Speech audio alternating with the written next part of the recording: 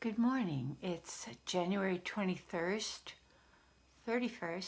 2020, the last day of the month, and today is the day in the United States that they are going to vote on having witnesses at the trial or acquittal.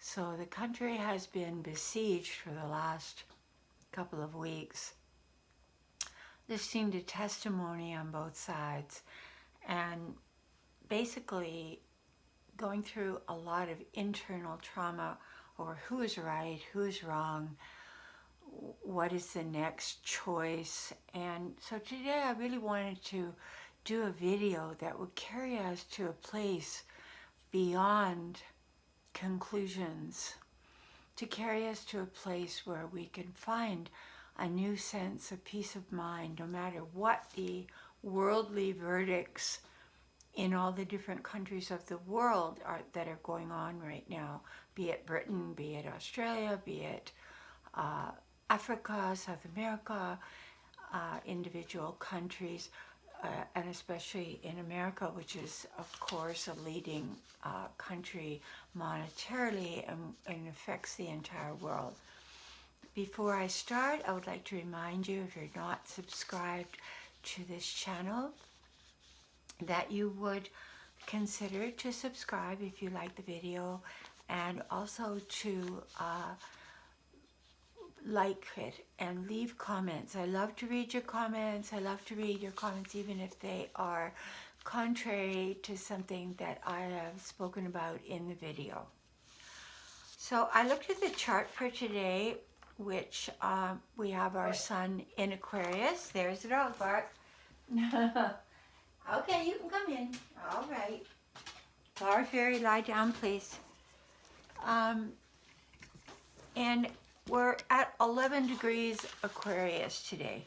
And our moon is, at the time, I took an approximate time of the vote on acquittal or witnesses to be around 4 p.m. this afternoon, Washington time, which would be 1 p.m. Pacific time. And I noticed in the chart that the moon at that time will be at the very end of Aries. So there has been this Aries moon for the last almost 2.5 days. And that has been riling up, heating up, and emotionally making us feel a lot of inner angst and getting into a lot of judgment. I feel a lot of classification of people. Each speaker that comes up, there's a classification of that person, there's a judgment, there's a, it's like we're goal oriented about our own belief systems and our own decision as to what the outcome should be. And so we're in a constant state of angst over which person is speaking, what they're proposing, and it's giving us some kind of congestion in our own body, in our own health. And they say right now in America that there is more PTSD and more anxiety-ridden health issues than ever before in the history of the country. And I think a lot of it is because we're putting our focus outside of ourselves onto what's happening and basing our whole sense of joy or sorrow on whether the Constitution will be upheld the way we think it should be upheld, whether the president will retain office, whether we think he should or not. So it's been a lot of right and wrong, resistance and acceptance. This is the battle that's been going on outside of us. Is it a pleasant feeling? Is it an unpleasant feeling? And I would advise a lot of you, and I'm obviously ardently engaged in observing what's going on here, but at the same time, I have another philosophy about it that I'm going to share with you today.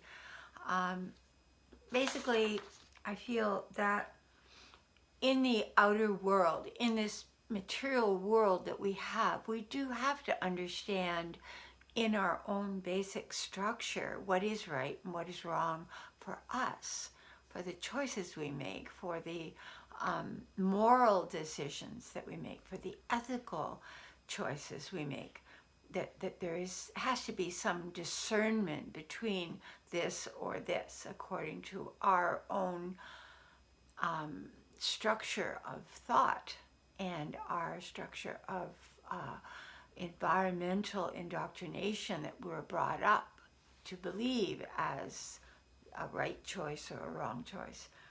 So in the outer world, to be queen of that outer world, in a way, or king, we have to make these decisions of this or this, this or this, this or this. And we get into a thinking of good or bad, judging everything.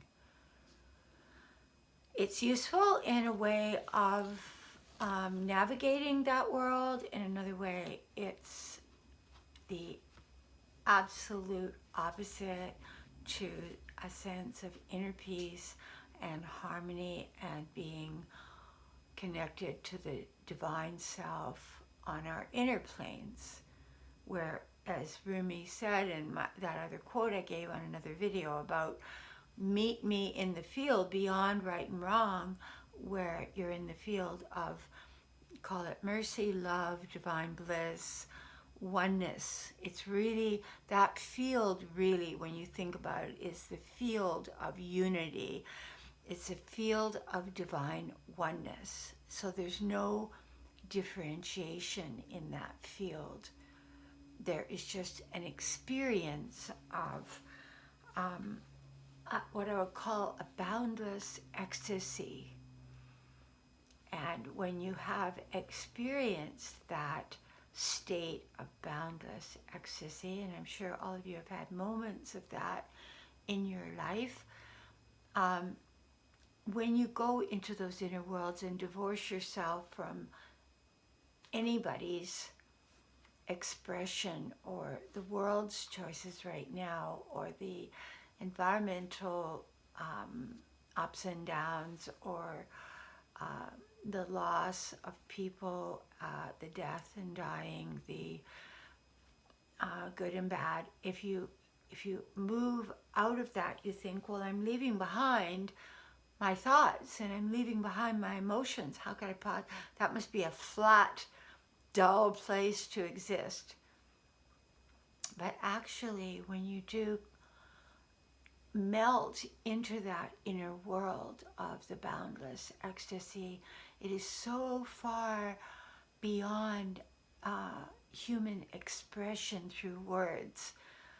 It's such a radiation of ecstatic vibration that one cannot put words to it. One can only experience it. And this is our ultimate oneness with all of life, with all of creation. So I was thinking a lot today about healing and what is healing, and I was thinking about the geometric, when we're born, at the moment when we come out of our mother's womb, there is an energetic alignment in the heavens, which we call, we've ended up calling it the science of astrology, the spiritual study of astrology, where there is a geometrical configuration that imprints at the moment of your birth onto your energy field. So the reason they call that your natal chart is because natal being birth, this is your chart at the exact moment of birth. And I was thinking a lot about geometry today, and a lot about the birth chart and how it defines the structural blueprint of your potential. We have within our chart this magnificent gifting of all our soul lives that have brought together our capacity to grow and to develop certain soul gifts which we bring through in our chart, and then also the actions and reactions that we've had through innumerable existences. We also have what we would call soul challenges or soul intentions to come in and to clean up the negative patternings that are exhibited in this geometric configuration. So you can look right at the chart, and within the chart you can actually see the reason that you chose the mother you did, and the configuration of the mother being linked to the moon, and all the different planets that would be aspecting that moon, the house that moon would be sitting in, and the sign that that moon would be sitting in. This is related to your yin, feminine, emotional, subconscious world, which is where you first experienced your mother in the womb. She imprinted this part of you before birth. So then we would go to the father, and the father in the chart would be expressed through the sun sign. The father would also be expressed through Saturn, Saturn ruling the father energy. It would express and how Saturn is related to our sun and moon would show very strongly. The sun and moon are, when you're born, if they're in a happy movement together with Saturn, then there is probably the likelihood that you were born into a family that was harmonious between male and female at the time of your birth. If, on the other hand, you were, say, a full moon baby, which is the sun opposing the moon at the time of your birth, that's the definition of a full moon, then your mother and father, the male and female within you, is in a opposition to each other. So there's an inner conflict. So part of your journey would be to come in here and to bring about resolution between your male and female parts within your own being. So you may find that you would end up choosing a mate who would be challenging you or in opposition to you on a lot of major ethics or beliefs or emotional reactions to life, that you'll subconsciously choose somebody that forces you to look at the unintegrated parts of yourself. And this is why I love astrology so much, because the astrology is showing us where the challenges are, that, and what was my soul intention? What did I come in here with a soul intention to really aspire towards, to really express, to really overcome? And so we will be greeted on the path by issues that will appear outside of us, and they'll appear to be similar issues over and over and over, which are actually beautifully illuminated within your spiritual astrology chart. And it will give you great benefit to have an astrological reading at a spiritual level, to understand those issues, and instead of projecting them onto others and feeling victimized by the choices you've made, it would give you a more profound understanding of the whys of what's going on in your life. I give you an example, taking my own chart. I have 4 planets in Scorpio. 1 Sun, Mercury, Venus, Mars, the 4 inner planets all in Scorpio. Then I have my moon in Cancer, and then my next sign beside Mars is Jupiter. What is that? That is my first 6 signs in my chart are water. So what would my tendency be? My tendency would be to be extremely monogamistic, extraordinarily empathic, deeply sensitive, hypersensitive probably, to the point of personalizing the actions of others. With all that Scorpio, deeply, deeply attached to the ones I love. So and my south node, which is my past lives, in Pisces on that moon. So here I've been in other lives, lived very mystical life, very intuitive life, very religious, maybe in a religious order, maybe off somewhere in an ashram, or a high priestess or something along those lines. But at the same time,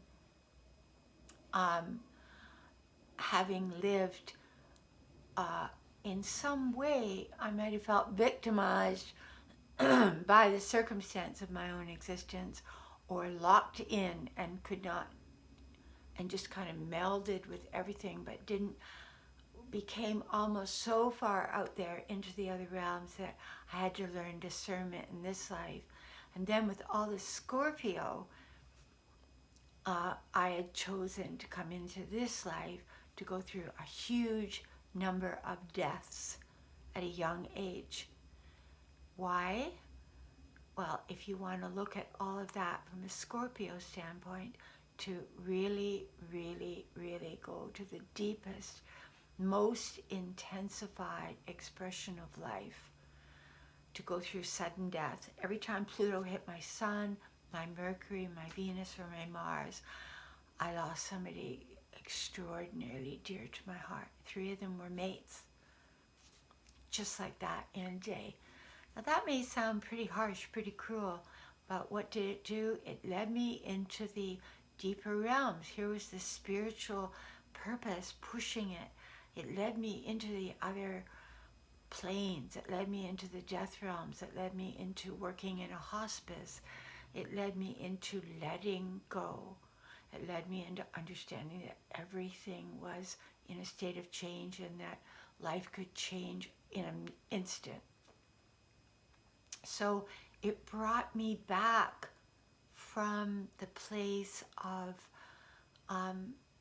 being so wrapped up in my passionate love of those relationships to a state of taking that passionate love and dying to it in a way, and then going into the embers and the hell of grief over and over and over, and then coming to a place of understanding that love, that I had learned that love, that I had opened my heart to so much love with the animals, with my beloveds, with my children, with my closest friends who all passed, that I could then take that love and start to learn how to love everyone in that capacity. This was a huge gift.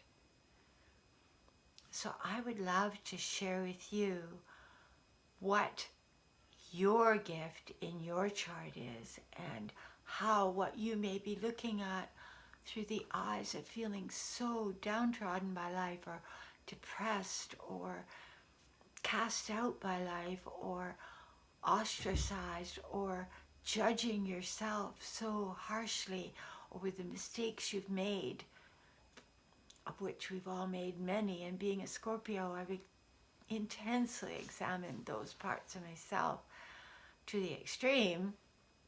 So I would love to help you to explore your own chart, but in a different way, so that you would leave behind the victimized story of what you've passed through and realize this was actually a divine blessing. And I don't say this in a Pollyanna way. Believe me, I spent years and years examining these issues, these losses, these feelings of desolation and survival, and how am I going to make it through with all these kids. Losing my husband, when I lost my husband, I didn't even have enough money to bury him. I had to borrow money.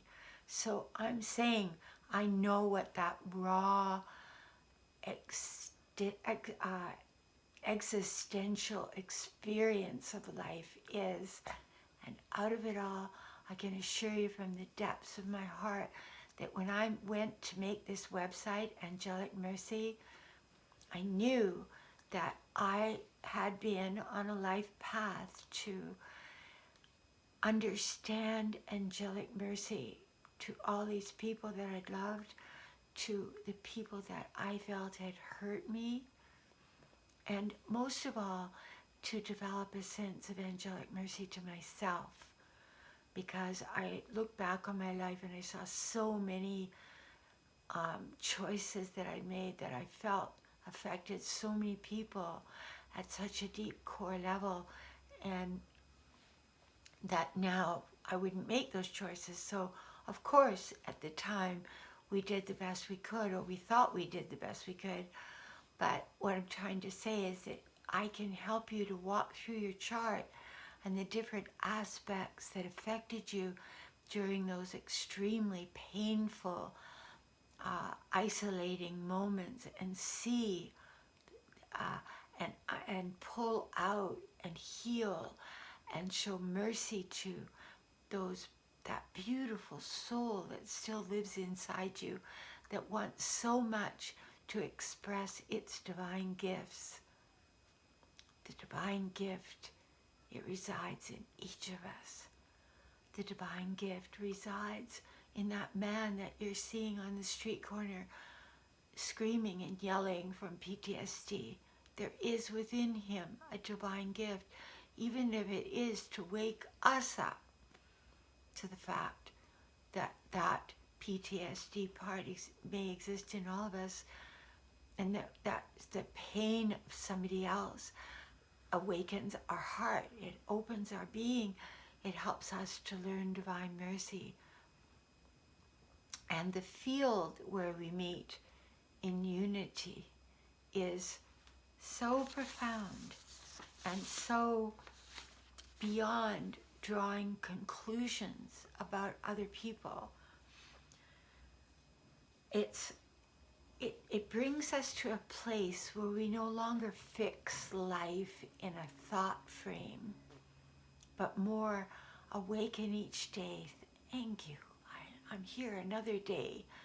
I have an opportunity today to bring more mercy to this world, to bring more beauty to this world, to bring more joy, to bring more love, to bring more happiness, sparks of laughter, and to be loved so dearly.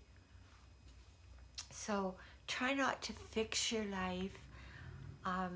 Try to have the courage to keep traveling the distance.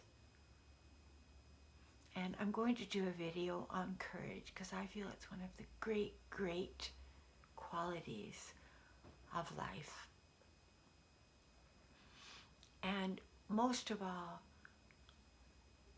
and we'll talk about this through another video, try not to allow others to decide your experience. I love you all. Thank you for staying with me through this video. God be with you. Bless you. And may you all find within your heart a sense of mercy for your own path and for those within your world. Don't forget to write me if you'd like to get a reading at angelicMercy44@gmail.com. Thank you so much.